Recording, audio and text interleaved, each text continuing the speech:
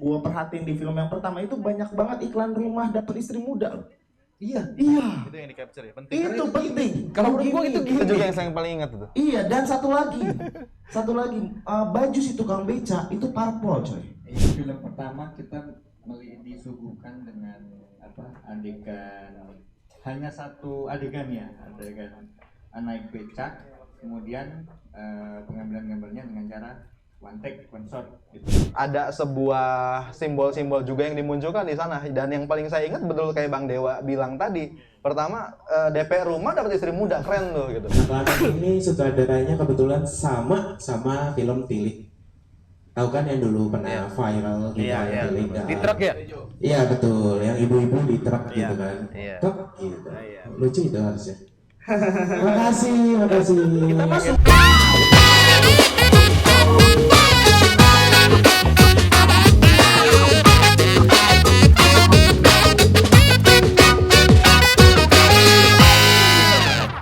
Kamar bedah. Ngamar yuk. Nih, itu jargon yang agak-agak minal ya. Iya. Terima kasih kita ucapkan kepada Rendes Fus yang sudah menyediakan tempat yang nikmat ini sehingga kita bisa menyaksikan film pendek yang berjudul Wi dan Anak Lanang. Wi dan Anak Layang. Karya siapa tuh? Wi apa W sih? W apa Wi sih sebenarnya? W. Oh, pokoknya W dan E ya. Wi. Ya, Wi. Oh. W I. Nggak di Inggrisin juga, lu. Aduh. Karya siapa Yopi itu? Ini karyanya. Ayo, nah itu ada di situ. Nggak kelihatan. Ya Allah. Anak Lanang itu Wahyu Agung Prasetyo. Oh, Wahyu Agung Prastio, bukan Iya. Wahyu. Oke, jangan. Udah jangan. Nggak enak ada staff sus. Iya bener, lupa, maaf. Dari Anak Lanang ini karyanya dari Ravacana Film yang telah memenangi 3 periode. award. 3 award. Oke, apa aja award yang pertama? Apa tuh? Kan gua udah kasih tahu.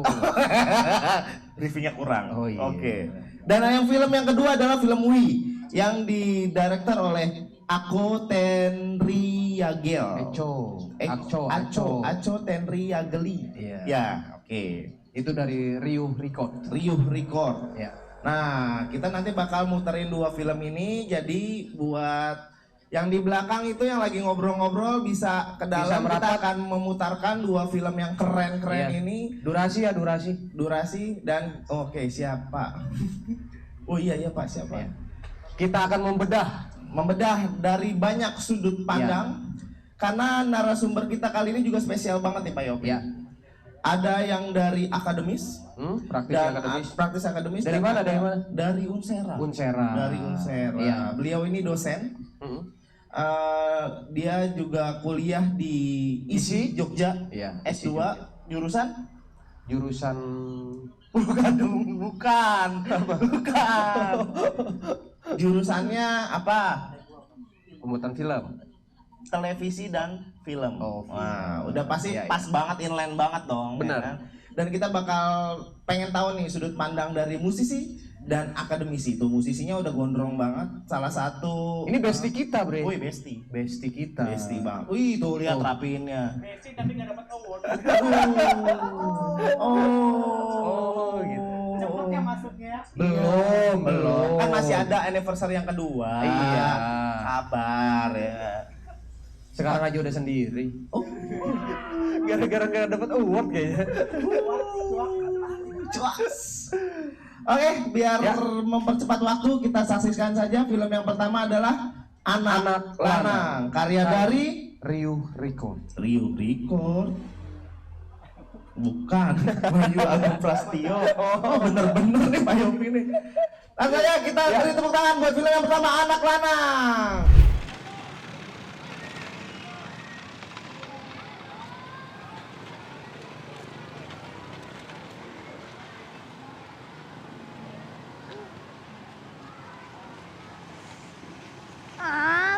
Kesel banget aku. Kamu bicara mas teko? Saya balik saya. Aku tadi bicara. Wes kayak wes. Ayo kok mikir. Waduh, panas banget ya Pak, becaya Pak. Oh iya, saya. Iya. Liyane do ning ndi? Ora metu wae. Iki strip sik mau tak sih. tuku apa yo? Yo karepmu, arep tuku apa? Nasib kan jajanan bakso pentol. Yo ngono, siap. Oh. Pak niku, Pak. Oke, siap. Berapa, Kak? Nang 1000 ya, Pak. Jajan gue. Cepet Pak, ora nunggu suwe. Oke. Pak. Nang Pak. Oke. Sudah, Pak. Siap, siap. Nang Pak.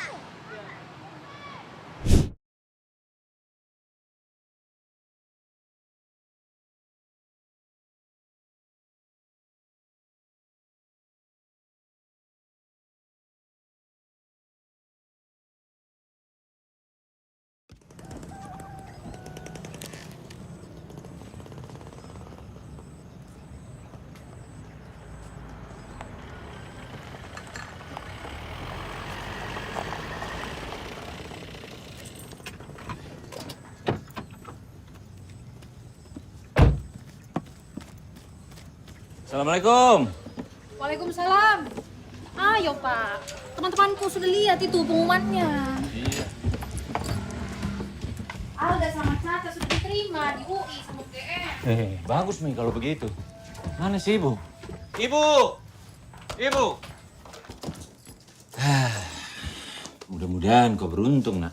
Kita panggilkan saja narsum kita kali ini Untuk membedah untuk membedah dua film pendek yang keren ini. Ya. Yang pertama siapa Pak Yopi? yang pertama dari akademisi, Akademisi yaitu Kang Winata. Kang Winata. Kita persilahkan. Kita beri tepuk tangan dong. Beri tepuk tangan yang meriah untuk Kang Winata. MSN. Ya. Aduh, wah. Bisa ya nih provokatornya nih Kang Aib nih, wah. Pengku yang nggak tepuk tangan bang. Pengku. Padahal anak muridnya loh. Kokom juga enggak tuh. Oh, barusan ya. Ya. Ini kita ada yang kedua. Ada yang kedua Siapa? dari Berarti? musisi Hayden Hills. Wush. Udah tahu kalau mau Hayden Hills mau udah Siapa tahu. sih yang nggak tahu Hayden Hill? Iya, kita panggilkan saja Bayi Haki Muhammad. Wis. Wush. Musisi banget loh. Oh iya dong. Mau main catur di sini Kang? Main catur ya. Wih, Mas, siap. main catur dulu. Nah, Main catur ini pada si Roy doang ya. iya, Iya. ada si Roy doang. Jadi tadi kan kita sudah menampilkan dua film yang keren banget, walaupun pendek tapi ngena banget tuh. Membuat Mungkin sedih ya. ada yang membuat sedih, ada yang membuat miris mungkin. Ya karena yang pertama itu berbicara tentang realita kehidupan. Realita kehidupan. Tapi lucu ya, yang gua perhatiin di film yang pertama itu banyak banget iklan rumah dapat istri muda loh. Iya. Iya. Itu yang di capture ya, penting. Itu penting. Kalau menurut gua itu Itu juga yang saya paling ingat itu. Iya, dan satu lagi, baju si tukang beca itu parpol coy. Iya. Iya. Padahal dia itu selalu berbicara tentang Amerika. Betul. Nah ini unik nih berarti. Apa jangan-jangan dia itu CIA? Oh, bisa.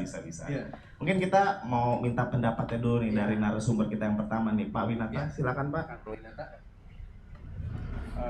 Tentang apa nih? Tentang film yang pertama nih Pak. Anak lanang. Menurut Pak Winata dari sisi akademis, di film itu maksud dan tujuannya apa sih Pak?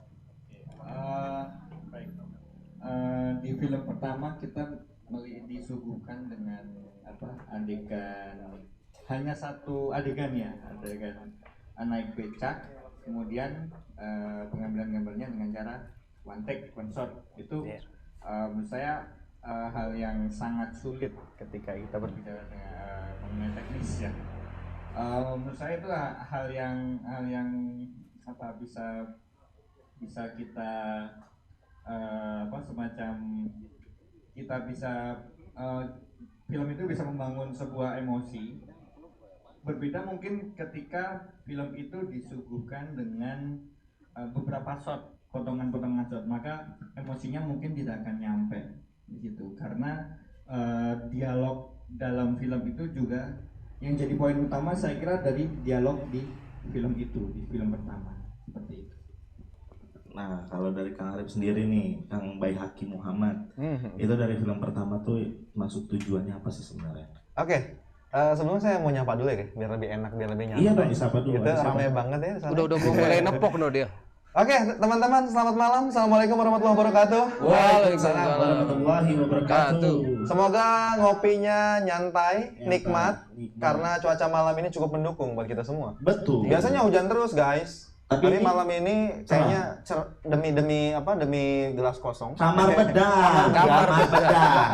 Gua masih kosong ya. Gua belum move on dari gelas kosong Gua belum bisa move on ya dari gelas Oke, kosong ya. boleh. Buat kamar bedah, cuacanya cerah. Oh iya. Kayak gitu. Mestakung. Mestakung banget kayak banget. gitu. Betul. Dan di Rendezvous ini cukup menyenangkan karena kita bisa mesen kopi dan sambil menikmati film yang barusan kita nikmati bersama ya. Ada 2 film. Kalau ngomongin film pertama tadi secara teknis udah dipaparin sama Mas Winata. Kayak gitu. Mungkin saya mau mengapresiasi atau memberi perspektif yang berbeda dalam segi yang lain kayak gitu. Bagaimana ada sebuah simbol-simbol juga yang dimunculkan di sana, dan yang paling saya ingat betul kayak Bang Dewa bilang tadi, pertama DP rumah dapat istri muda, keren tuh gitu, provokatif banget gitu tuh ya. Dia nyari di Serang nggak ada. Gitu gimmick aja gitu. Yang kedua adalah ada satu figur yang di situ yang sangat kuat, tukang becak ya. Bagaimana tukang becak itu punya kekaguman yang luar biasa kepada cah Amerika ya disebutnya, cah Amerika kayak gitu. Dan yang lain adalah bagaimana realisasi ditampilkan dengan sudut pandang yang bisa kita lihat, ada 2 yang bisa kita lihat di sana, sudut pandang anak-anak dan sudut pandang orang tua kayak gitu ya. Pertama, kalau kita melihat dari sudut pandang anak-anak, bagaimana realitas itu dimunculkan dari pertengkaran-pertengkaran kecil yang ada di becak yang numpuk itu berempat. Bisa dilihat kalau secara empiris kita di zaman-zaman kecil, zaman-zaman SD barangkali pernah merasakan yang namanya ngata-ngatain orang tua. Nah, di situ diperlihatkan di situ. Oh iya, men. Sebut nama orang tua. Ngatain sih. Ngata-ngatain gitu. Nggak ngatain cuma sih. ngomong doang. Nggak gitu. ngatain, cuman ya itu mungkin bully versi kecil di zaman-zaman kita masa itu lah. Cuman yang berbeda mungkin kalau di situ lebih cenderung ke ibu gitu. Kalau saya punya secara empiris di wilayah saya itu ke bapaknya biasanya. Oh, anaknya si ini gitu. Langsung sebut namanya, dan itu yang menjadi semacam kompor-kompor kecil untuk apa ya? Memulai konflik-konflik di masa-masa kecil, bisa berantem dan lain-lain. Tapi di satu sisi ada simbol-simbol yang muncul juga di sana. Selain tadi ngomongin soal rumah dan istri muda gitu, ada juga bagaimana beca itu kemudian ada simbol di sampingnya bendera kuning 2 gitu.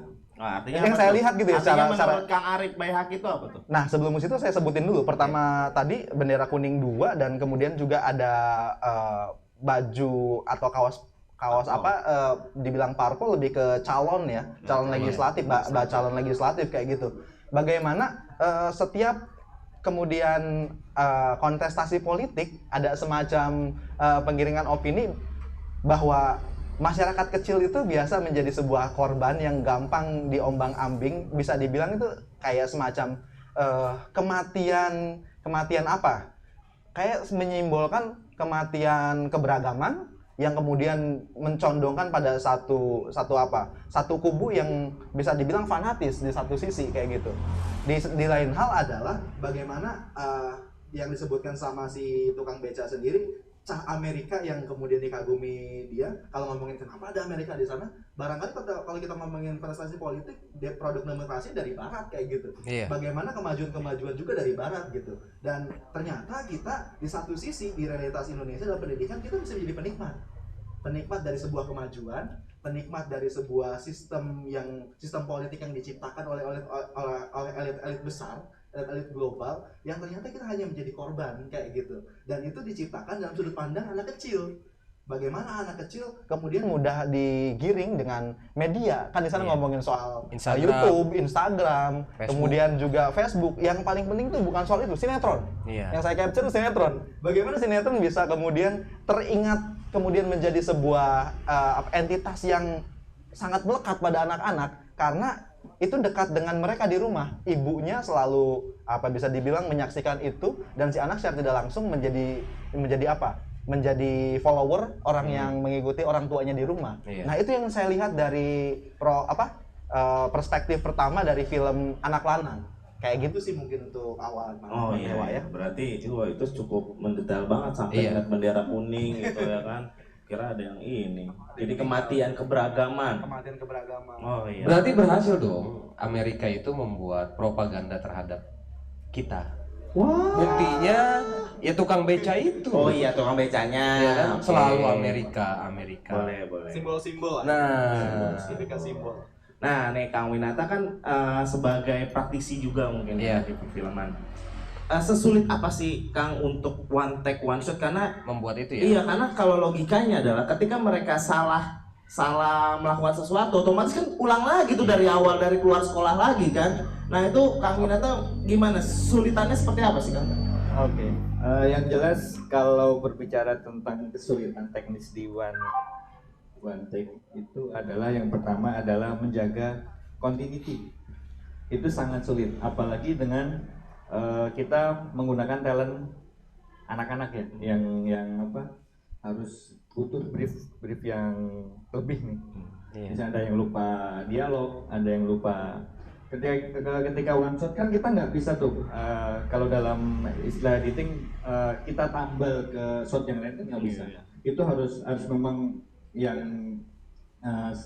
produksinya harus sangat matang, baik dari segi talentnya carinya seperti apa, kemudian readingnya seperti apa, kemudian rehearsal itu atau latihan mengambil gambar itu seperti apa, itu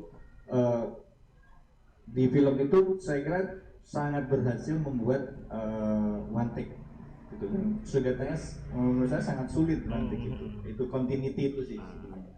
Nah tapi menurut Kang Winata nih, dari dialog-dialog tadi anak kecil itu, mereka 100% ngikutin skrip atau malah improvisasi Kang? Menurut saya di situ yang jelas anak-anaknya tidak sembarang anak-anak ya. Saya yakin itu adalah anak-anak dari sanggar, dari anak-anak teater. Saya Natural yakin. banget ya. Betul. Natural banget Di itu. samping dia ya pengalaman ketika menggunakan teman-teman anak-anak dari sanggar, kita akan lebih mudah nge-briefnya.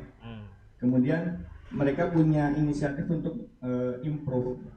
Kalau dibilang 100% itu menjebak pada naskah, saya tidak yakin, karena itu lebih ke improvisasi dari si anak-anak tadi. Oh, berarti emang benar-benar cerdas itu deh ya. Memang itu Talentanya seperti itu. Iya. Nah, kalau dari Kang Arif Bayaki sendiri nih, kita mau lihat nih dari segi musisi mungkin ya, musikalisasi. Melihat apa nih?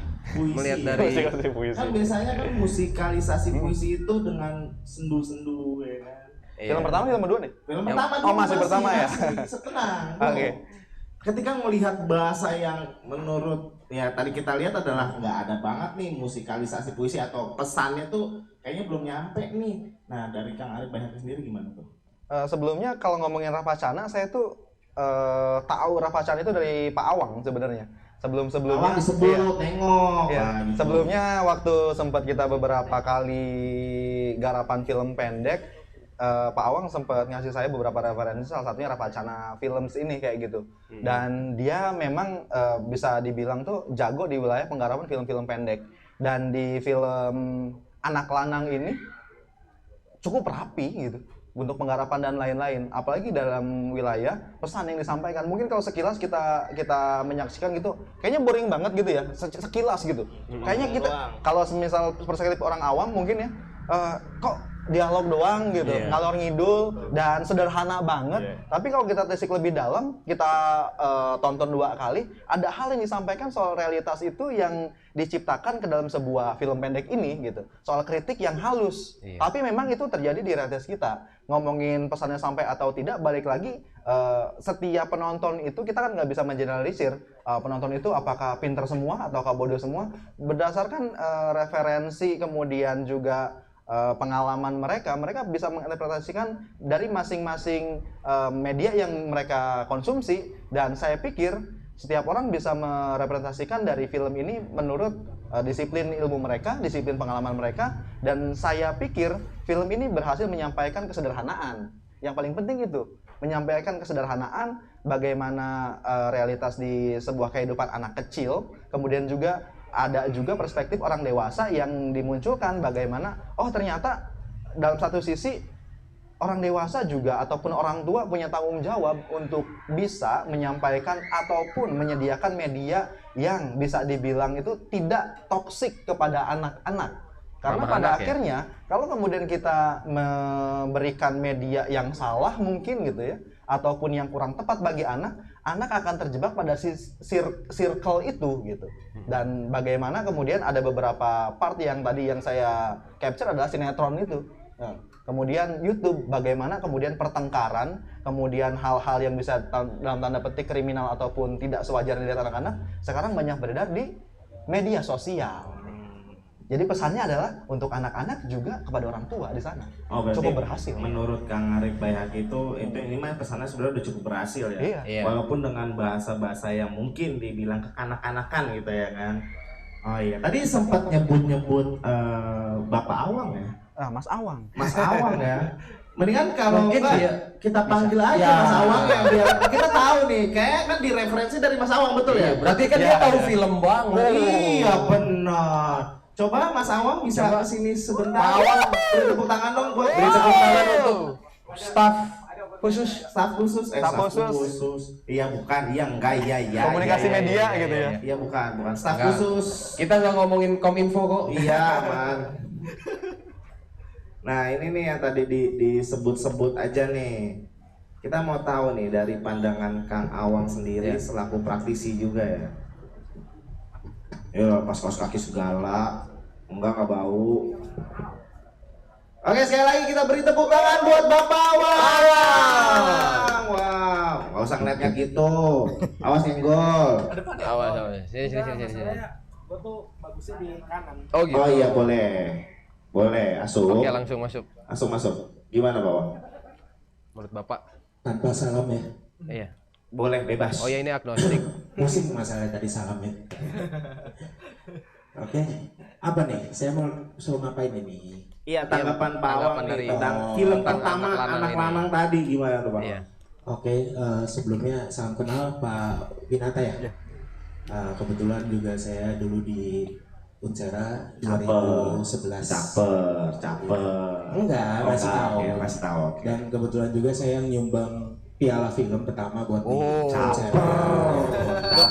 Star Syndrome. Kan gini nih. Ya, mending di belakang tadi saya ngerokok ya. Tanggapannya apa ya? Anak Lanang ini sutradaranya kebetulan sama film Tilik. Tahu kan yang dulu pernah viral gitu Tilik. Di truk ya? Iya betul, yang ibu-ibu di truk gitu kan. Truk gitu. Lucu itu harusnya. Makasih. Kita masuk support gitu. Oke, Anak Lanang ini tadi banyak apa ya namanya simbolik yang diberikan untuk penonton, tapi penontonnya enggak. Karena kebanyakan pada sibuk baca di subtitlenya, tidak melihat gitu loh pesan-pesan yang disampaikan oleh yang buat film untuk penontonnya gitu. Kayak tulisan beli rumah gratis istri muda. Betul. Ya kan? Mau. Saya aja istri belum punya. Gimana mau ada yang muda? Boleh. Disclaimer dulu ini ya. Nah, di akhir filmnya itu ada plot twist yang diberikan oleh Mas siapa ya? Wahyu ya? Siapa ya? Lupa tadi. Wahyu ya? Wahyu. Plot twist yang diberikannya adalah anak dua ini yang turun ternyata saudara dari dua ibu. Mah, Bu ya. Iya, ada yang mah, ada yang ibu. Gitu. Terus juga berarti pesannya dari ujung banget filmnya ini. Oh, berarti ini filmnya penuh sama poligami. Satu. Tengah ya, filmnya. Iya kan? Ada mah, ada ibu gitu kan. Karena pasti juga karena bahasanya kita filmnya dibuatnya di Jogja. Bahasanya kan tadi Jawa Jogja ya. Banyak yang nggak sibuk baca subtitlenya. Terus juga ada tadi kalimat-kalimat yang lucu yang kayak misalnya itu kakaknya Gondes, berarti adanya Kincil. Kincil. Ya kan? Nah, Bang itu Gondesnya sebenarnya- nggak ada tapi. Hah? Bang Gondesnya nggak ada. Iya beda. Oh, beda, oke. Beda, gitu beda. Nggak selalu harus 24 jam bertiga gitu. Oh iya, oke. Nggak selalu gitu. Takutnya kan. Nggak pecah. Oh, nggak pecah. Tidak ada pecahan Oke, gitu, gitu. boleh. Gitu, emang band-band yang lain gitu kan. Oh iya. Norak. Bacot. Itu kan yang kalian harapkan. Iya banget dong. Harus. Emang yang di belakang suka duduk di situ. Oke, jadi maaf ya Pak ya, saya emang mulutnya begini gitu. Tapi saya udah lulus ya. Jadi Aman. Aman. Kalau belum lulus masa saya 12 tahun di Iya, kampus. jelas-jelas staf khusus. Udah jajakan Oh yang iya, itu. oke. Udah jajakan yang itu, please ini mah. Iya, oke. Jadi yang anak-anak tuh yang bisa saya sampaikan gitu. Jadi sebenarnya terlalu apa ya? Mungkin banyak yang ribet baca di subtitle, padahal pesan yang disampaikannya banyak banget sepanjang jalan itu. Kayak ada yang buka helm tadi pasang gitu kan, dibantuin bukanya, terus sudah ada yang jualan. Jadi filmnya itu bukan melulu tentang perjalanan dan interaksi antar anak lanang ini gitu. Di samping kanan kirinya itu bagus. Kalau teknisnya juga ya bagus banget lah. Namanya one shot one take gitu kan, nggak bisa yang minimalisir kesalahan gitu. Wong yang 2 menit aja 16 take tadi tuh Pak siapa? Fir'aun tuh belakang. Jadi dia juga pernah bikin one shot one take. Itu 2 menit aja bisa 16 kali ulang. Udah nyampe bagus, di tengahnya gagal, cuma juga. Nah yang becaknya jatuh pun itu improvisasi anak-anaknya. Ternyata tidak ada di skrip. Kok Bapak bisa tahu? Oh, Bapak tahu ya? Bapak ini ngikutin. Bapak ini ngikutin sama Cana. Meremehkan kemampuan intelijensi saya. Gak suka saya acara kayak gini-gini. Apa ini? Gitu. Oh, jadi itu. Tapi saya cukup menghibur ya. Iya. Tapi Pak, pertanyaannya nih Pak, tadi keempat anak itu sebenarnya bayar nggak sih Pak ke becanya? Itu langganan per bulan. Oh, langganan per bulan. Jadi contohnya di salah satu sekolah pun banyak kan? Banyak. Sama tukang ojeknya jadi langganan per bulan gitu. Langganan per bulan. Iya. Jangan mempersulit keadaan yang harus sulit gitu ya. Tolong dipermudah, bahas teknis. Oh iya, oke, masuk. Anda diem aja ngapain? Warna apa? Saya jadi lama ini. Dia lucu. Biar lucu. Ini ada saya viewer naik loh. Oh iya, 27.000 ya Pak? Saya lupa dibagi. 2.700. Bang, gue ingat ini. 700. Oke, lanjut. Maaf banget. Ya, lanjut. Iya kan? Iya, berarti itu tadi ternyata langganan bulanan. Langganan bulanan. Karena nggak semuanya itu sistemnya pay per ibadah pay per view lah, kayak misalnya kayak naik bayar enggak. Iya. Karena ngelihat keakrabannya itu bukan sekali 2 kali. Langganan. Anak lanang ini kita bilang semuanya ya naik ke beca itu. Jadi tukang becanya pun udah kayak sama bukan pelanggan lagi hubungannya. Ini mah nganterin anak. Oh, gitu. Ini kayak kan Bapak ini tahu banget, tadi sempat juga ada scene yang dia ketinggalan tusuk baksonya. Iya. Itu improve atau beneran? Tusuk baksonya itu Atau bukan sering, ketinggalan. Oh bukan. Belum diasah. Oke. Masih susah. Masuk jokesnya, asuk. Iya. Masuk. Itu tadi saya belum fokus ke situ. Oh iya, belum fokus. Oh, berarti tadi belum lihat. Belum. Oh iya, jadi Belum yang itu. Iya, semua alasan itu benar ya Pak ya? Oh jelas. Setiap alasan itu benar. Berarti Oke. korelasi apa ya antara spanduk dengan yang di akhir plot twist itu ya? Oke, ya itu saling ibaratnya pesan yang mengantarkan Bridging. tujuan film itu di akhirnya. Gitu. Semiotika kalau nggak salah namanya. Semiotik.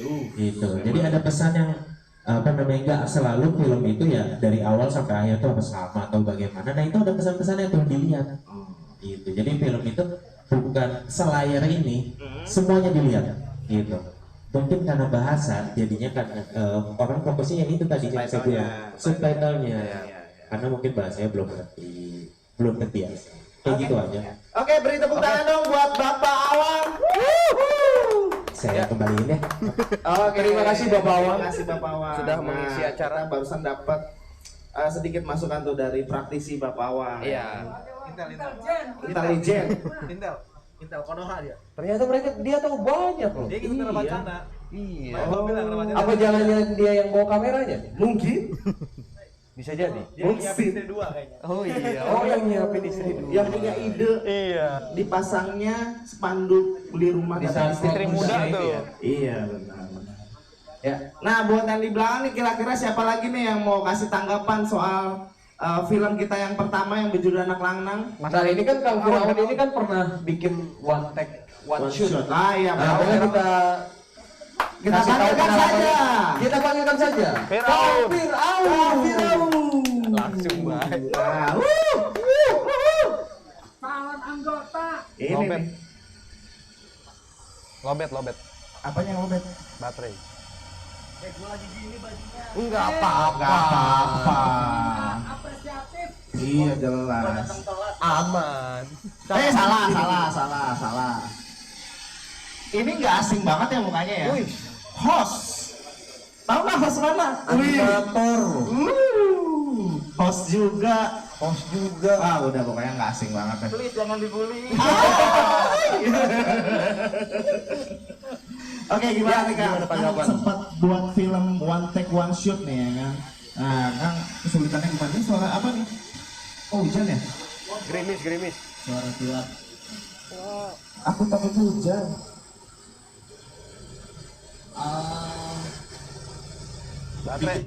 Baterai 2. Baru nggak ini? Bikin ada suara. Bluetooth mode. Iya ini TVRI nih. Para pendengar radio Republik Bahkan ya? Oh iya. Coba mati satu bang. Sudah muncul. Mati satu ya bang. Udah ya. Menurut gua jarang banget gua ngomongnya di Banten ya, yang orang kemudian mau bikin film one take one shoot karena memang sulit di produksinya. Walaupun sebenarnya bikin film one take one shoot itu biasa aja, karena yang luar biasa mah nyebrang jembatan Sirotol Mustaqim. Yang itu dimatiin belum? Masuk. Iya benar. Itu aja. Nggak gitu. Tadi kan ada makna-maknanya nih yang Kang Firaun tangkap itu apa aja tuh makna dari one take one shoot yang barusan kita tonton? Saya tidak bisa memaknai sebuah karya, hanya bisa menyerap kemudian menjadikan itu sebuah imajinasi yang lain, karena saya kan otaknya beda ya, agak sakit gitu. Takutnya kalian ketularan sakit. Sakitnya gimana tuh Kang? Contoh sakitnya gimana? Dia kalau nonton film tuh sakit. Oh gitu. Oh berarti tadi sakit. Oh. Enggak Pal. Oh. Ganti sound. Pakai sound yang bass yang gede. Oh ini ada. Oh berarti ini ganti ada sound teknis dulu. Oh ini mic-nya Sound. one take nih. Sound yang gede. Sound yang gede. Ganti. Tadi lagi ngobrol sama Ade. Iya jadi Ayo. gimana? Ya. Menurut pandangan Ade, film yang itu tuh bikin skripnya bukan dialog panjang ya, tapi bikin poin-poin gitu. Kemudian memang si aktornya Yang improve. berperan banget gitu. Bener dia itu ngomong gitu. Bener, lu bener ngomong gitu. Iya berarti nanti harus dipanggil itu. Iya. Ada gitu deh itu bikin filmnya nggak mungkin dia pakai dialog panjang utuh terus mereka hafal gitu. Oh dia bisa ngomong gitu ya? Ada yang tukang bohong emang.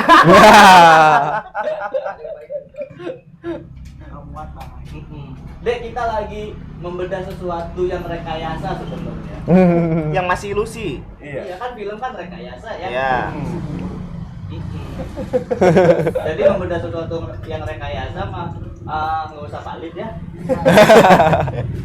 Nggak dosa ini ya. Iya. Tapi yang jelas film yang tadi film yang dibuat ya bukan dibuat-buat. Benar. Iya. Oh berarti. Jadi bagus banget. Nah tadi kan udah bisa bilang filmnya bagus banget. Berarti sudah bisa menyerap dong dari film tadi itu dong. Iya, tapi hasil serapan saya mah tidak jadi nutrisi. Jadinya Tidak. ya salut banget lah sama filmnya, normatif banget gue ngomong. Normatif banget. Emang nonton tadi tuh ada yang bilang tuh? Setengah Oh setengah. karena digangguin Udah itu aja. Oke. Oh iya, oke, beri tepuk tangan dong buat Kang Firdaus. Firdaus. Firdaus, kok Firdaus? Jadi Firdaus ya. Kita mau bahas dari sisi skrip dan pencahayaan. Skrip dan pencahayaan. Nah, menurut Pak Winata nih selaku dosen dan juga di bidang film dan televisi, lihat film tadi Anak Lanang itu untuk skrip dan pencahayaannya itu gimana tuh? Karena kan kebanyakan kayaknya pencahayaan natural ya. Tapi ada nggak sih sebenarnya pencahayaan yang mungkin dari lampu gitu? Dibuat di situ ya. Iya. Oh ya. Oke, makasih. Berbicara teknis tentang tadi ya, dari skrip dulu. Betul apa yang dikatakan tadi Firaun. Betul. Saya juga mengira bahwa tidak mungkin menyodorkan satu naskah draft lengkap itu kepada anak-anak. Ya.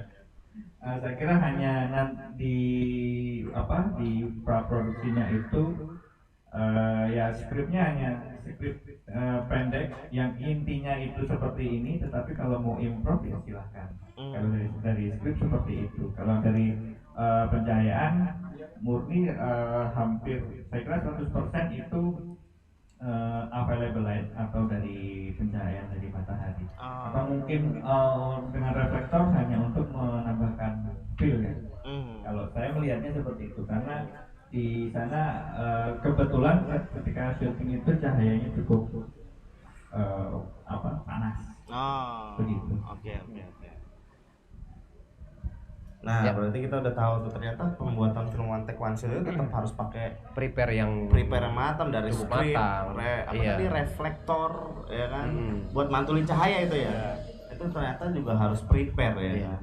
Tapi ini yang menjadi pertanyaannya ini, yang membawa kameramennya ini, dia itu lari, jalan, atau naik mobil? Iya mobil atau ya kendaraan lah. Kendaraan. Menurut Kang Winata ini bisa smooth. Oke. Gimana? Saya juga menduga-duga nih jadi. Menduga-duga ya. Iya, dugaan aja. Iya, dugaan. Positif aja. Kalau saya kira itu pakai gimbal stabilizer pasti. Kalau dari si kameramennya ini naik kalau melihat dari kecepatan becaknya, itu saya kira dia juga jalan sih sebenarnya. Sambil di belakangnya mungkin ada orang yang mengarahkan jalannya, jangan sampai dia salah jalan. Mundur. Ya, ada yang membantu untuk mengarahkan kemana nih jalannya. Saya menduganya seperti itu. Oke, ya benar. Coba kalau dari dugaan Kang Muhammad, Abai Hakim Muhammad, Muhammad nih gimana nih? Kita menduga-duga gitu ya. Iya, menduga-duga. Kita menduga-duga. Kalau semisal melihatnya jalan kaki dan mundur mungkin. Tapi kalau melihat kerapihannya saya pikir pakai mobil sih. Saya pikir karena pada akhirnya nggak efektif ketika durasi yang cukup panjang hampir 15 menit kalau tidak salah, dan walaupun one take di teknis itu nggak mungkin langsung jadi saya pikir gitu. Dan sepertinya yang lebih smooth mungkin dari mobil kalau saya melihatnya kayak gitu. Dengan asumsi bahwa kalau kita punya equipment yang aman, jadi untuk aktor mengeksplorasi adegan, dialog dan lain-lain lebih nyaman juga gitu sih. Saya pikir. Oh iya. Oke. Terima kasih Kang Bayi Hakim. Naikin aja malu ke sini. Ya. Apa kita bergeser ke film yang kedua? Seru juga nih. Film yang kedua. Ini film yang paling mendramatisir dari yang sebelumnya. Tapi ya memang kalau yang gue lihat dia cuma memainkan acting. Iya. Yang akhirnya bisa menghipnotis jiwa-jiwa kita semua. Karena aktor-aktornya yang sudah mapan. Seperti siapa? Amanda sama Teguh Ribnu Wekana ya. Iya, emang sering menggeluti dunia aktor dan aktris itu. Iya, perfilman tanah air. Luar negeri belum? Kayaknya belum. Kayaknya belum. Iya. Nah, menurut dari akademisi dulu nih, Boleh. Untuk film yang kedua yang berjudul Wi. Nah, itu gimana tuh Pak untuk film Wi ini Pak? Kang Winata. Di film kedua itu salah satu bentuk dinamika dalam keluarga saya melihatnya, dimana proses melepas anak untuk keluar dari rumah itu sangat sulit, terutama seorang ayah yang mungkin seorang ayah itu tidak banyak bicara daripada seorang ibu ya, tapi mungkin dia lebih banyak memendam. Di situ ada satu dinamika perasaan si ayah itu ketika setelah lulus ada sisi paradoksnya. Di sisi lain dia senang anaknya ini lulus, tapi di sisi lain dia harus sedih, dia harus bisa melepas si anak ini harus pergi merantau. Seperti itu. Jadi soal kesedihan ya. Ya lebih ke kesedihan dan drama keluarga. Tapi saya sempat mengira di awalnya itu bukan kehilangan ya, tapi kurang biaya. Karena UI ya. Karena UI itu cukup mahal. Tadi gua kira, wah ini sedih jangan-jangan gara-gara kurang biaya. Ternyata PNS. Punya mobil, rumah tingkat. Iya makan juga. enak. Oh iya benar. Nggak mungkin. Nggak muksin. Finansial nggak muksin. Iya. Nggak muksin. Nah, kalau dari Kang Bayi Hakim Muhammad nih gimana nih soal film yang kedua itu nih? Film kedua, saya mau ngambil perspektif dari musisi barangkali ya. Iya dong. Dan segi persepsi saya gitu. Pertama, kalau saya melihat film ini adalah dari penggabungan. Saya tadi sempat bilang sama Dewa, ini kayaknya film yang kedua itu film penggabungan deh dari Istirahatlah Kata-Kata sama film-filmnya Angga Dwi Masa Songko deh. Kayak gitu. Kenapa? Pada wilayah Istirahatlah Kata-Kata, di sana dihadirkan bagaimana musik itu menjadi sebuah latar untuk menyampaikan pesan, kemudian juga adegan-adegan yang klimaks dalam wilayah batiniah gitu. Di lain hal, ini juga semacam teknis-teknis yang sering dimainkan oleh Angga Dwi Masa Songko. Saya melihatnya seperti cuplikan sedikit karena saya pernah menyimak ini ya. Nanti kita cerita tentang hari ini, konfliknya di situ gitu loh, di batin gitu. Bagaimana sebuah latar peristiwa kemudian diiringi dengan musik dan dimainkan dengan drama-drama keluarga seperti itu. Walaupun kalau semisal kita melihat secara eksplisit, secara sekilas gitu, dari kalau tidak menyaksikan sampai habis, kita melihatnya bahwa kayaknya ayahnya pelit nih, nggak ada duit nih atau dan lain-lain kayak gitu. Kalau kita melihat secara eksplisit, tapi di lain hal adalah di sini bener yang kata Mas Winata katakan, ada paradoks. Di satu sisi dia bahagia bahwa anaknya ini kemudian diterima di universitas, tapi di sisi lain dia kehilangan. Bagaimana cinta seorang ayah itu ambigu, bagaimana cinta seorang ayah itu dilematis. Dia ingin mengatakan cinta tapi sulitnya seperti itu. Iya. Tapi di satu sisi kalau kita melihat balik lagi ke Ade Ubaidil, Pak Ade kalau kita melihat si ayah di sini kayaknya seperti idolanya Pak Ade gitu loh. Iya emang idolanya Pak Ade banget. Idolanya Pak Ade banget emang. Kayak Vincent dan Desta gitu. Iya. Orang ayah yang kelihatannya garang tapi cengeng gitu. Kayak Dewa Mayopi juga ya? Ya siapa? Kayak Dewa Mayopi bukan? Oh bukan. Anak lu jauh. Oh jauh. Ini melankolis kayaknya. Tapi lebih dominan kesedihan atau kebahagiaan? Kalau dilihat sih lebih pada kebahagiaan yang disampaikan dengan haru. Harunya kenapa? Dia bahagia melihat anaknya bisa kemudian melanjutkan langkah hidupnya. Tapi di sisi lain ada seperti hati yang patah ingin bersama selamanya, tapi di realitas tidak bisa seperti itu. Kayak gitu sih yang saya lihat. Gitu. Oke, benar-benar. Nah sekarang mau Malam para host dan talent. Wah, ini nih. Pantes, dari tadi kayak ada seret-seret gimana gitu kan. Gitu. Ternyata. Ini apa nih? Apa ini? Apa yo? Ini kayaknya apa? minuman Iya, apa favorit nih? yang ada di sini nih. Ini kayaknya kopi Dari susu. Rendes Fos. Kopi susu pakai gula aren kayaknya. Yang atuh susu sama gula aren. Oh iya. Gula batu. Memang Gula batu. Terima kasih. Terima Kang kasih. Met. Wah, ini Iya. kita sih. Ini kayaknya memang merek dia. lebih cocok kayak yang di film tadi. Apa? Film Wi. Harusnya ada yang namanya kue putu. Kue putu? Cukit. Oh, cungkiri. Apa Cungkiri. Itu kue khas Oh, yang kayak dorayaki tadi ya? Makassar. Gua pikir malah itu kayak dorayaki loh. Iya. Serabi gue pikir. Dan Serabi. memang itu tepung beras dan gula. Seperti ini. Oh, Jangan. Oh, Itu jangan. nama merek. Tapi di film kedua ini menurut gua dari teknis pengambilan gambar sampai ada sinematiknya itu bener-bener keren banget, coy. Smooth banget. Smooth banget. Nah, menurut Pak Winata nih, Iya. prosesnya itu kira-kira nih, asumsi Pak Winata kira-kira kayak gimana sih? Iya.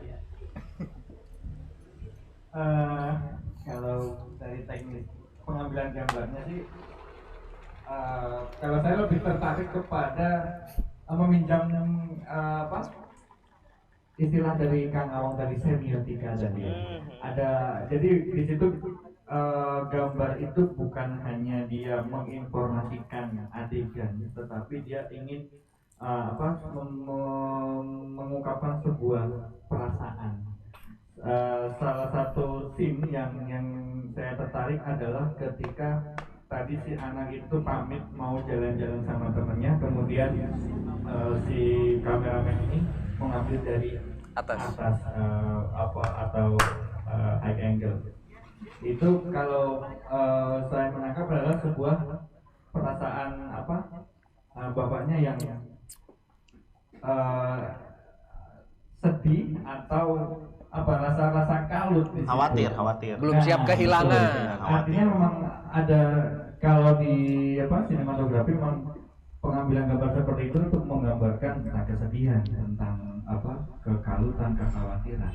Nanti kalau di pengambilan gambar lainnya, menurut saya sih itu hal yang lumrah ya di film sih. Kalau saya lebih tertariknya kepada semiotik yang muncul pada pengambilan gambarnya itu tadi.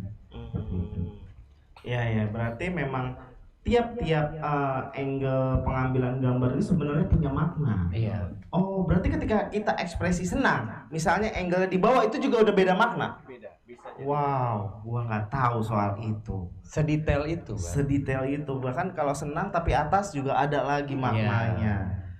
Oh, jadi seperti itu. Jadi buat di teman-teman di rumah, ternyata nggak gampang buat film itu ya. Tapi tetap harus berkarya. Iya. Tetap Tapi harus mungkin berkarya. pemirsa yang nonton ini Pemirsa.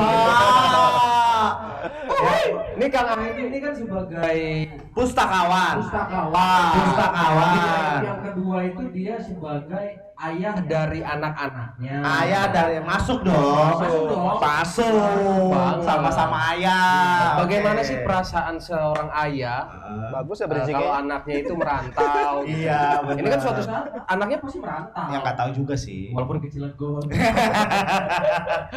Ya, kita panggilkan saja Kang Aib Rohadi, Pustakawan Ngaco.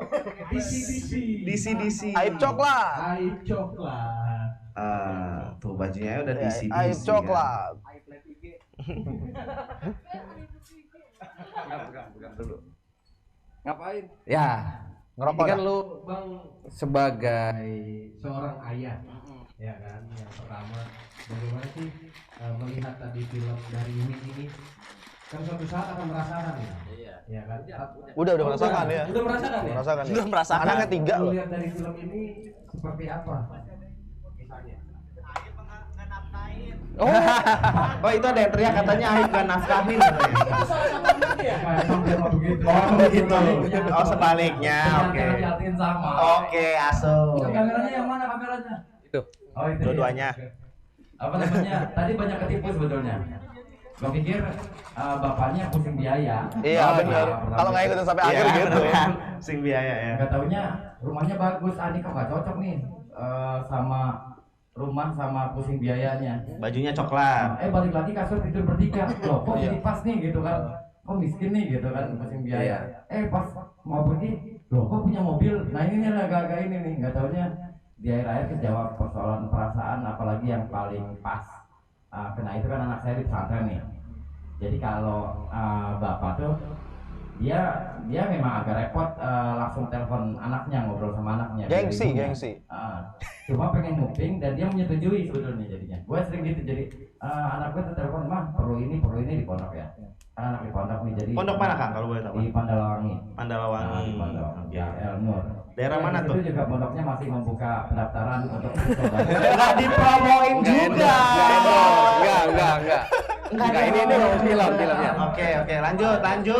punya teman soalnya itu. Oh iya benar. Oke, boleh. paling lempeng ya. Boleh, lanjut. Iya, jadi kalau di telepon dia tuh saya emang nggak sengaja nggak mau terima telepon. Nggak mau terima, tapi selalu pengen tahu apa yang diobrolin, terus pasti gue setujuin keinginannya gitu loh. Yang paling berasa iya memang anaknya cuma satu gitu kan, wah gitu lihat kayaknya berat melepaskannya gitu kan, apalagi kalau misalnya cuma satu-satunya udah cakep juga kan, sempurna juga itu ceritanya doang. Cakep juga, ya udah khawatir aja sih sebetulnya, dia benar-benar terlalu waspada di situ, terlalu waspada, terus agak-agak repot untuk mengungkapin semua perasaannya, tapi paling enggak semuanya disetujui, lulus atau apa. Tapi memang yang tadi tertipu-tipu itu tuh yang agak-agak Kalau nggak sampai akhir ya. Akhirnya tadi sangkanya orang susah gitu ya. Nggak tahunya memang persoalan dia agak repot melepaskan anaknya, yang juga dia menyepakati harus kuliah di Jakarta. Itu tanggapannya. Oke, siap. Nggak ngomongin ini skrip, kalau skrip ada audio Bible sekali. Iya, nanti kita ngomong. Nanti kita udah ada nih. Iya. Itu jurus pamungkas kita. Apalagi Pak Yop, sama pustakawan ngaco nih. Nah, ini kan Kang Aib kan dari pustakawannya, ya kan? Pustakawan ngaconya. Dilihat dari ini kan minim skrip ya Bang ya. Dan selalu diiringi dengan lagunya dari Khalid Mahmud ya. Nah, menurut lu dari cerita dan lagunya ya, ini mendalam nggak sih? Pas atau kurang gitu menurut lu Bang? Kalau lirik nggak terlalu tadi tebal banget nyampe ke mata saya sama pikiran saya, tapi melodinya yang mewakili kebahagiaan mereka bersahabat sama teman-temannya. Terus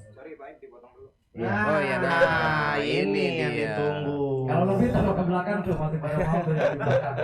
Agak-agak repot tadi menikmati lirik-lirik lagunya, tapi melodinya itu Kena. pas di posisi bapaknya yang memang penuh kekacauan gitu kelihatan dari matanya, itu jadi oh ya ini enak nih jalannya film nih gitu ya, enak nih gitu. Dan bikin gue juga yang itu kan artis terkenal, kalau yang tadi gue agak mudah menikmatinya karena emang itu terkenal. Amanda, satu lagi cowok. Rifnu, Brownies-nya ya Garis. Brownies. Iya, promo terus.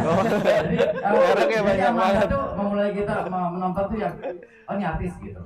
Oh ini artis Amanda, itu yang bikin kita asik nonton. Kedua juga, ini aktor juga artis nih gitu. Nah, tapi kok nggak tahu ya aktor siapa, lupa. Tapi ya udah, ini bikin kita mau ngajak kita nonton sampai habis. Gitu. Tapi tadi sempat berkaca-kaca nggak sih matanya saat nonton video kedua ini? Di bagian bapaknya aja sih, di bagian bapaknya ada dua yang tiga, tapi dua itu yang pas terima telepon terus buang badan itu jauh lebih punya rasa gue pas telepon, karena mungkin situasinya sama. Tapi emang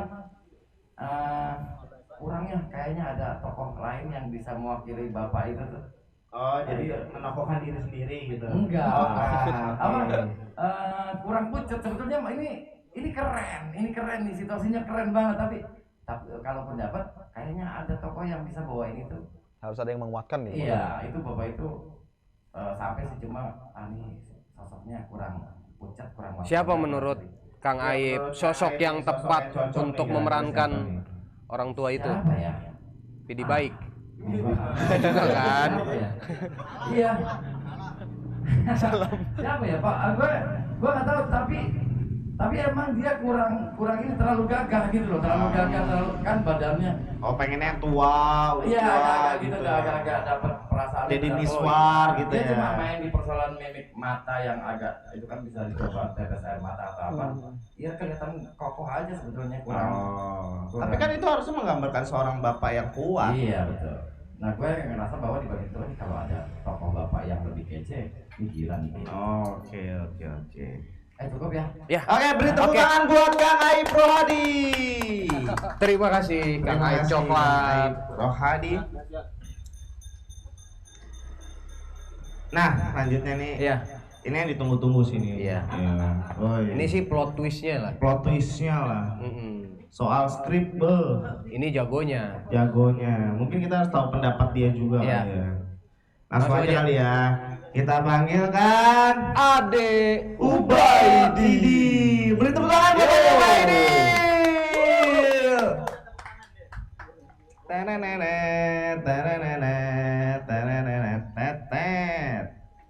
Dia pakai bahasa Indonesia deh. Iya. Lagi dan lagi di kamar bedah. Iya.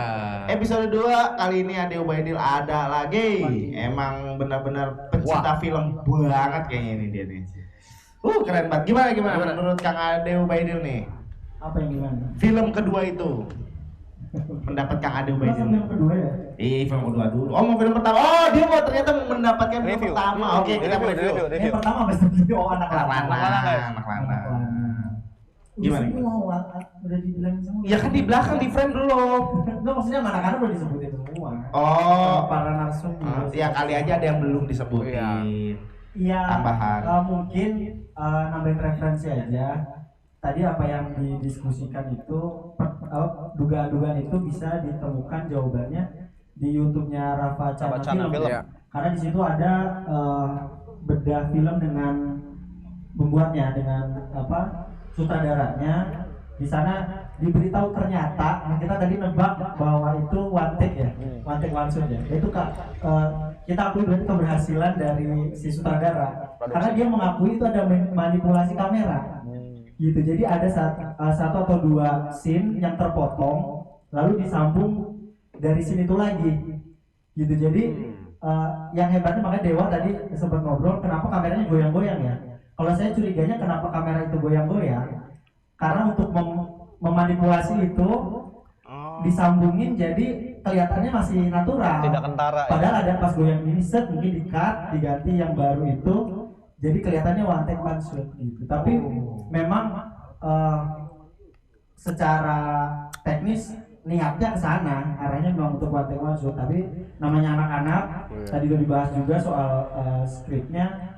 Mungkin kan ada yang terlewat obrolannya atau pesan yang pengen disampaikannya tidak masuk. Walaupun obrolannya mungkin improvisasi, tapi kalau nggak masuk, kayaknya harus di-take ulang. Nah saya lihat tadi behind the scene-nya bener jalan. Jadi semua kayak lari-larian gitu.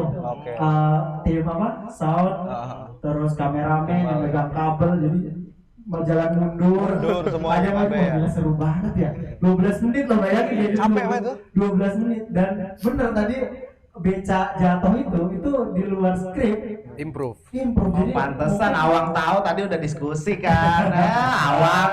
Tapi kan ini memang film lama. Oh iya. Ini film 2015, Iya sih. udah sering nonton juga. Iya, oke. Makanya tadi dibilang anak teater, saya juga iya percaya anak teater gitu. Udah terlatih banget ini anak-anak. Terasa natural gitu, tapi sebenarnya anak udah terlatih banget. Makanya pas lagi ada itu jatuh, kalau kan gitu film kalau sutradara belum cut, ya udah terus aja. Nah itu anak-anak bisa improve itu dan mengimbangi becaknya gitu deh. Gila sih, itu yang pengen saya teman-teman rasakan filmnya sehebat itu. Keren. Emang bener ya, kedatangan beliau ini bikin plot twist banget ya. Iya. Yang kita sangka one take one shot. Ternyata Ternyata. Iya, makanya. Tapi kan sebenarnya karena tahu duluan aja. Iya, tapi kan plot twist kan. Iya, plot twist. Gimana Dewa aja. Nah, terus kalau film yang pertama tadi kan udah tahu nih untuk segala macam, tapi menurut Kang Ade atau Kang Ade udah pernah riset itu sebenarnya pesannya apa sih yang mau disampaikan? Ya itu sih lagi-lagi tentang realita sehari-hari sebetulnya apa yang terjadi dan yang bikin menyenangkan itu tokohnya ini anak-anak gitu. Dia menangkap ya itu ya sosial culture-nya, ngomongin sinetron, ngomongin grup WA lah apa, dia ada gitu, PS, jadi obrolan sehari-hari kayak gitu. Dan film ini yang menunjukkan film tuh sesederhana ini juga bisa di film loh.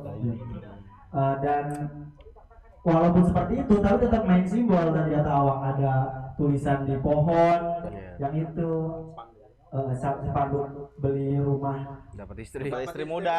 Dapat istri muda, lalu di akhir memang obrolannya terlalu cepat ya dan bahasa Jogja gitu kita kurang menangkap beberapa simbol. Sebenarnya kan digambarkan tadi itu ada istri tua, istri muda, ini anak dari pernikahan beda ibu gitu. Itu ada pesan itu. Tapi kalau dibilang ini mengkampanyekan poligami, saya kurang setuju sih. Kurang setuju, Bapak Awang. Ini menunjukkan realitas aja sebenarnya. Ya. Ada yang kayak gini loh di Ya. kehidupan kita. Gitu. Dan digambarkan anak dari anak tiri itu ya, ternyata ada nggak akurnya juga ya kayak gitu kan. Realitanya kan seperti itu. Gitu. Dia ingin menangkap itu aja sih. Nah, kita masuk ke film kedua nih. Iya. Review. Gimana Kang Ade nih? Udah semua. Ya kan di belakang. Ya anak-anak udah bilang semua. Film lagi. kedua apa ya? Saya tertarik pas Aib dipanggil ya, karena Aib mewakili sosok bapak ya. Kita menonton film itu akan mendapatkan banyak lapisan. Kalau saya yang nonton, belum menikah, belum punya anak, belum merasakan, dapat lapisan pertama, yaitu sudut pandang si perempuan anak ya. Sudut pandang anak, gimana orang kasih sayang orang tua, totalitas mereka untuk anaknya sampai bisa ke perguruan tinggi segala macam lagi. Tapi kalau yang menonton Aib, seorang bapak yang sudah punya anak, masuk ke lapis kedua, dia akan melihat, oh ya, struggle-nya seorang bapak, dan itu kan secara emosi akan lebih tebal ya, akan dapatnya lebih banyak. Nah, sekarang ada lagi lapis ketiga, seorang bapak punya anak perempuan tunggal, itu akan dalam banget ngerasain gimana perasaan si bapaknya. Ngelepas anak, ditinggal jauh dari Makassar ke Jakarta. Lalu bagaimana saya ngelihat puncak golden scene-nya tuh ya, ketika di dalam mobil bapaknya sudah melepas anaknya, lalu dia melihat ada kue. Pengantarnya kue. Kue itu gila. Toko Rifnu itu luar biasa sih. Dia berbicara hanya dari gerak tubuh, ekspresi, gesture ya. Gitu, dengan minim dialog gitu. Saat melihat kue itu tenang pelan, dengan diiringi musik ya. Lalu masuk dimakan, sudah nangis. Pas dia mau merokok, dia ingat anaknya lagi. Rokok Pak, udah 2 lapis dan itu gila, udah pecahnya di situ. Berarti nggak setuju ya tadi kata Kang Aib yang sebenarnya peran laki-laki bapak ini harus digantikan tuh nggak setuju ya? Ya beda pendapat. Ya berarti nggak setuju dong kalau beda pendapat mah. Ya Aibnya nggak setuju. Ya pasti. Ya Aib merasa ada tokoh lain yang lebih baik untuk memerankan bapak kan. Kok dalam sini? Gimiknya bagus juga. Gimiknya bagus. Enggak masuk. Komedinya bagus, timingnya loh. Tapi gitu, kalau gua ngelihatnya karena udah nonton film Tengku Rifnu sebelumnya, dia emang aktor watak, dia mulai dari teater, jadi sebisa mungkin menunjukkan sesuatu tanpa dialog itu sudah terlatih lah itu. Jadi banyak sekali scene-scene itu pas anaknya lagi bahagia nelfon temennya. Kan ada sudut pandang bapaknya yang termenung. Aduh, gua harus ngelepas ini, gua seneng tapi gua sedih gitu kan. Dan bapak maksudnya bapak kolok gitu ya, orang tua, sudut pandang orang tua zaman dulu kan gitu ya, maksudnya dia ingin menunjukkan kasih sayang ke anaknya tapi tidak bisa dengan kata-kata kan. Dan itu ditunjukkan dari cara dia menelpon tapi dikasihin ke ibunya. Ngomong. Nah itu saya ngalamin kayak gitu, orang tua saya termasuk yang kayak gitu. Pas bilang ada apa mah misalkan nelpon, nggak tahu bapak tadi nelpon katanya, tapi ada obrolan terusnya. Cuma kita kan ada paham, oh pengen tahu kabar kita segala macam, dan itu orang tua seperti itu. Berarti cukup relate lah ya itu ya.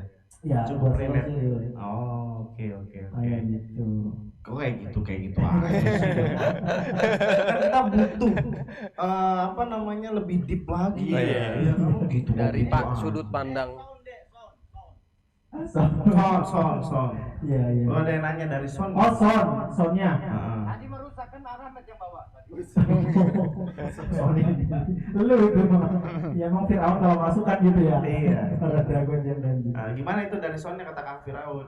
Yang mana filmnya? Tadi filmnya katanya. Dia mah son dia tadi, son dia rusak. Kalau son TV-nya bagus. Nah, ada lagi yang bagus ini dari film Aco Tendri di video.com, judulnya Drama Ratu Drama. Itu series, itu bagus banget. Saya bukan maksud mau mempromosikan filmnya titipan gitu ya, tapi emang karena filmnya film bagus. Dan sekalian juga itu mah. Enggak, emang film bagus kan harus ditonton banyak orang. Iya. Begitu. Jadi dia lagi mengkritisi tentang dunia persinetronan, jadi bentuknya satir gitu lah. Oke. Oke, cukup. Terima kasih buat Kang Ade Boydil. Beri tepuk tangan dong buat Kang Ade Boydil. Nah, sekarang kita mau balik lagi nih ke Pak Winata nih, Pak. Kira-kira nih ke depannya, Iya.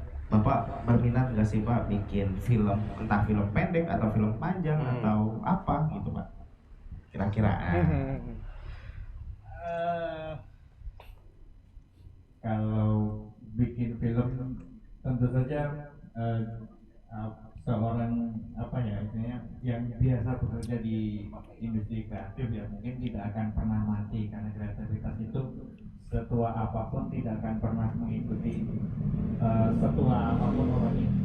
Kalau ditanya mau bikin film ya sebenarnya pengen artinya memang ada hal seperti stand up lah, ada keresahan yang selalu ingin dibagikan kepada masyarakat. Nah, yang jadi tantangan sekarang adalah bagaimana saya itu bisa menggerakkan anak-anak muda yang lebih kritis lagi, lebih melakukan perlawanan itu nggak harus dengan demo, tetapi ya dengan film pun kita bisa melakukan perlawanan. Seperti itu. Wah gila, bikin iya mengkritik sesuatu dengan karya. Wah. Gila. Nah ini dari sudut pandang sudut pandang anak mudanya. Kang Bay dari Kang Bay Haki nih.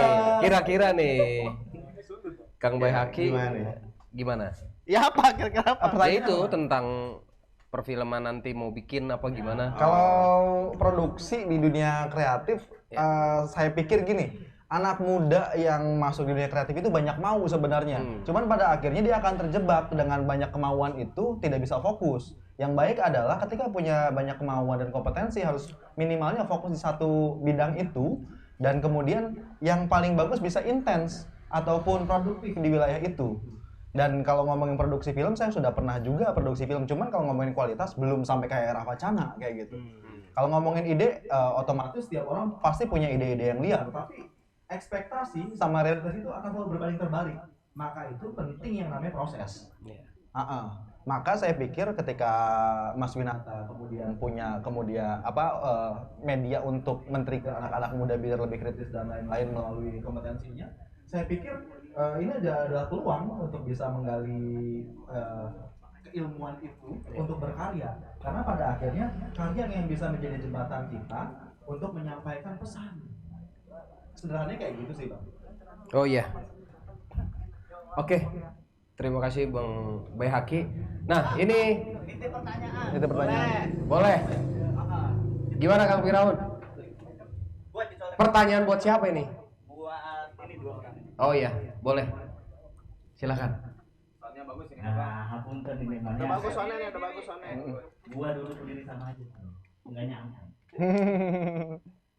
Pertanyaannya one take one shoot ya.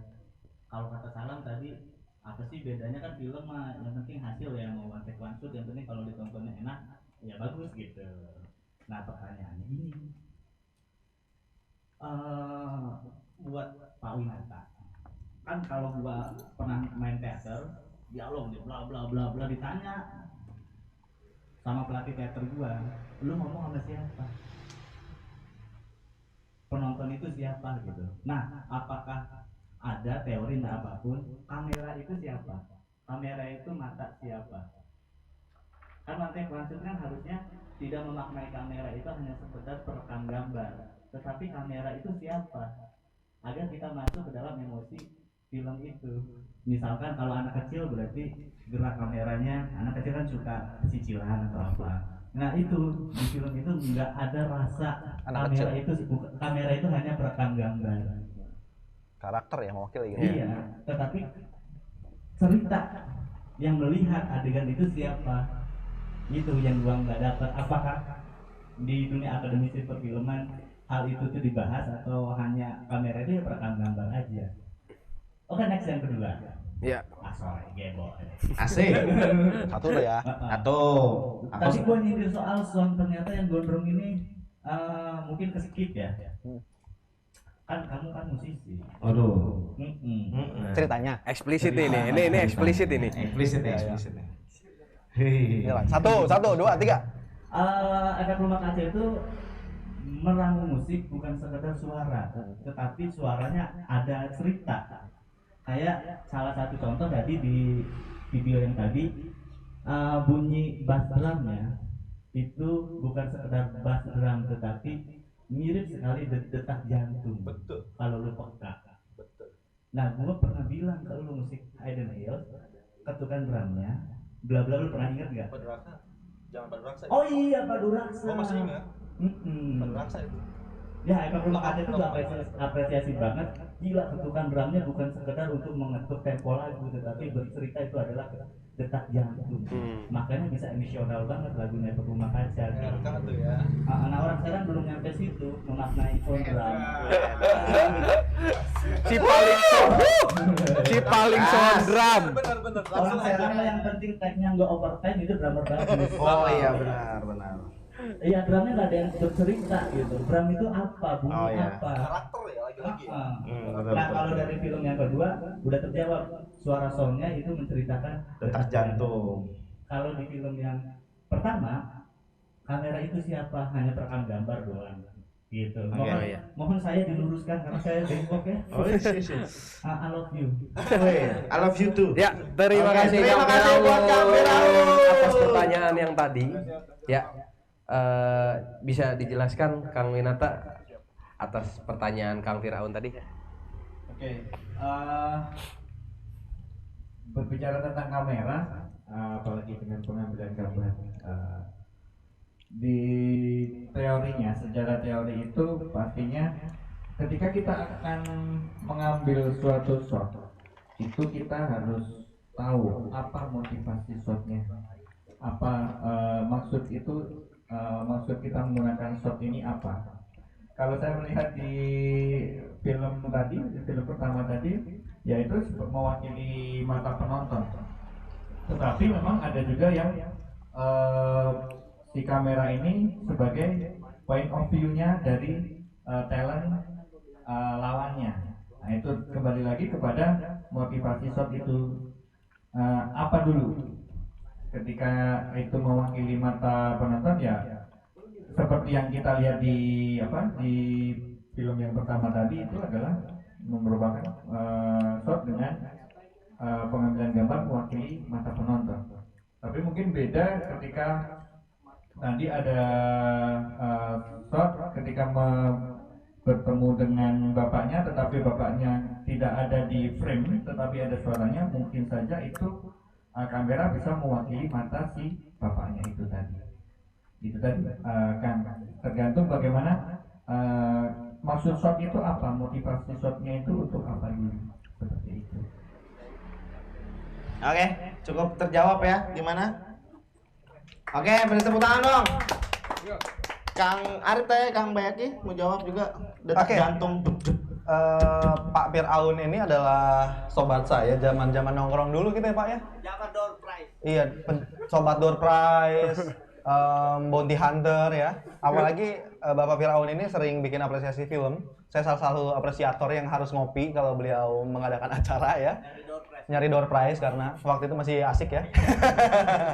So, kalau ngomongin tadi soal musik, sebenarnya gue nyampein cuman secara universal aja bahwa bagaimana musik di dalam film yang kedua dari Khalil Mahmud ini sebagai unsur penegas atau sebagai latar penegas pesan yang ada di dalam sebuah film. Cuman memang tidak detail ngomongin soal karakter. Kalau ngomongin karakter sebuah sound dan lain-lain, udah pasti ini menjadi sebuah penegas dari sebuah situasi scene yang dihadirkan dalam sebuah film. Bagaimana tadi udah dijelasin sama Mas Arif Fir'aun, kenapa feel-nya itu kerasa banget di adegan beberapa drama antara ayah dan anak gitu ya, yang secara tidak langsung tidak ikhlas melepas anaknya. Bagaimana bass drum itu diwujudkan dengan bunyi detak jantung. Itu yang memang membuat itu dramatik, betul gitu. Bagaimana sebuah karakter musik, karakter bunyi yang bisa kemudian menjadi penegas sebagai jendela, sebagai pintu untuk memasuki realitas yang ingin diwujudkan. Nah, Holil dengan ERK ataupun saya juga sempat menyaksikan dulu, kenapa saya bilang tadi ini adalah film kombinasi antara Istirahatlah Kata-Kata dan Angga Dwi Mas Sasongko. Kenapa? Karena Istirahatlah Kata-Kata itu bagaimana Fajar Merah dan Holil Mahmud itu sama menyampaikan latar belakang musik dengan karakter yang ingin dimunculkan dalam sebuah situasi, sama seperti itu. Hanya memang sedikit berbeda dari, bisa dibilang, pertama adalah musik ataupun lagunya. Tapi di satu sisi, dari makna yang disampaikan dari dua film yang sempat saya sebutkan tadi, spesifik ngomongin soal membangun dramatikal adegan. Dan di sini Holil mewujudkan itu dengan detak jantung yang bisa dibilang Pak Arif Fir'aun tadi. Nah, kenapa kemudian kalau kita ngomongin ekosistem lokal belum sampai seperti itu, mungkin barangkali ngopinya kurang jauh, kopinya masih di Serang gitu. Kalau ngopinya udah masuk ke Jogja, ngopinya ke Jakarta, ngopinya ke Bandung dan lain-lain, saya pikir udah bisa mewujudkan seperti itu. Kenapa? Kebeli drum juga ya. Karena saya pikir potensi dari ekosistem yang ada di lokal itu besar. Cuman lagi-lagi banyak ketakutan yang sering dihadapi, terutama ketakutan ongkos, ketakutan tidak punya teman, dan ketakutan bahwa dia takut tidak mendapatkan apa-apa di luar. Padahal itu adalah sebuah tantangan untuk membangun ekosistem yang ada di dalam sebenarnya. Tapi kesadaran itu hanya sedikit muncul dari ekosistem yang minoritas, terutama untuk ekosistem yang bisa dibilang orang urban. Tapi kalau lokalnya sendiri masih sangat minim yang saya lihat seperti itu. Karena pada dasarnya saya juga sebenarnya kalau ngomongin lokal genuine-nya dari Bekasi kayak gitu. Tapi melihat eksploratif ekosistem kesenian ya seperti itu kurang lebih gambarannya. Kalau semisal hal itu sudah dilakukan, saya pikir karakter yang kemudian dimunculkan dalam sebuah karya, apapun itu medianya, itu akan menjadi semakin kuat. Tapi yang lebih penting adalah berproses. Balik lagi proses. Bikin. Itu sih saya pikir. Mas Arif Fir'aun ya, kita ngopi lagi nanti. Oke, beri tepuk tangan dong buat Kang Arif Baihaqi Muhammad. Nah, selanjutnya kira-kira ada yang mau nanya lagi kan nih? Biasanya sebelahnya nih ada keresahan. Iya. Nah, biasanya nih yang sebelahnya nih selalu ada keresahan. Iya. Dari sebelumnya juga selalu ada keresahan. Iya, keresahan. Kita sambit aja kali ya. Iya, ayo Kang. Sundut. Kita sambut. Sundut. Kita sambit. Oh, kita sambit. Ya, ini dari keresahan Kang siapa? Kang Rudi. Kang Rudi gak ada. Kang Ya, Salam, Kang silakan Salam. Kang. Beri tepuk tangan dong buat Kang Salam. Ya ini keresahannya ini. Ini sebuah keresahan kan? Nah, kita pancing lagi biar tambah resah. Nah, biasanya orang sakit itu karena ada keresahannya.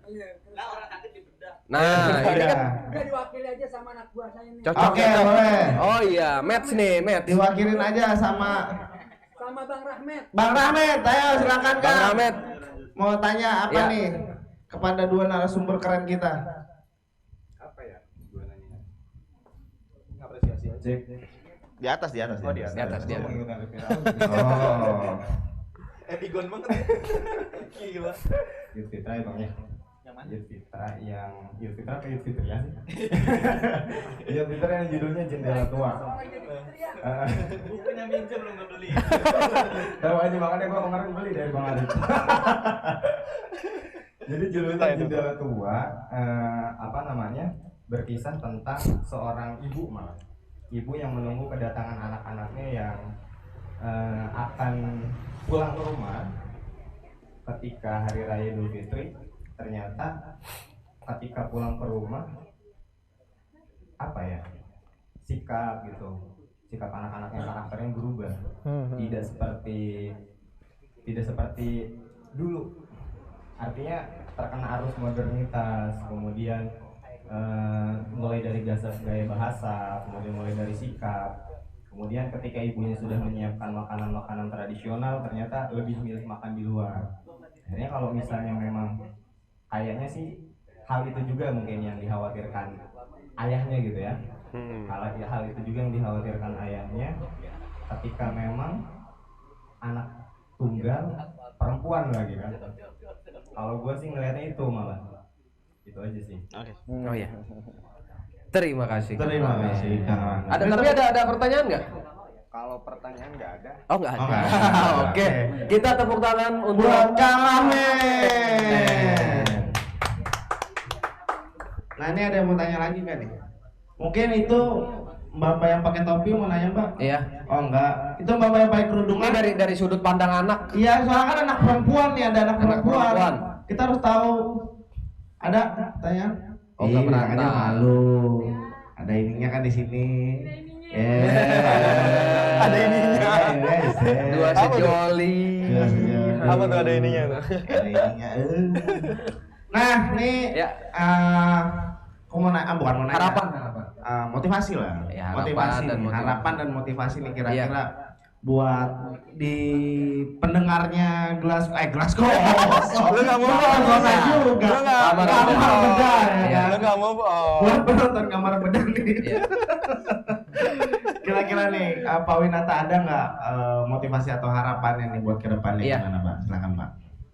Baik, harapannya untuk anak-anak muda ya, pertama. Yang jelas jangan takut untuk berproses. Ketika punya ide itu segera eksekusi, segera implementasikan. Kemudian yang jelas jangan hanya puas pada zona nyaman ketika membuat sebuah film dan sukses, misalkan kebetulan juara 1 ya jangan berhenti di situ. Masih banyak tantangan yang lebih besar. Keluarlah, berhijrahlah ketika teman-teman itu sudah stuck di satu tempat. Ini seperti itu. Oke, beri tepuk tangan buat Pak Winata. Berarti yang tadi saya tangkap adalah teruslah berkarya walaupun minim apresiasi. Betul. Oke, ya. Nah, menurut Kang Bayi Hakim Muhammad nih, pesan dan motivasi buat pendengar kamar bedah. Yang mau gue capture dari Bang Dewa adalah minim apresiasi. Wow. Iya, kenapa? Minim apresiasi. Minim apresiasi. Itu kayaknya diserang deh. Serang banget. Gitu loh. Enggak. Baik kok, baik. Serang mah keren. Sebagai orang komunitas yang hampir bisa dibilang setengah abad ya. Saya 9 tahun di Serang, dari Bekasi hijrah. Ngomongin hijrah, saya hijrah dari Bekasi ke Serang. Hidup di komunitas 9 tahun. Membuat beberapa karya dari berbagai latar belakang gitu.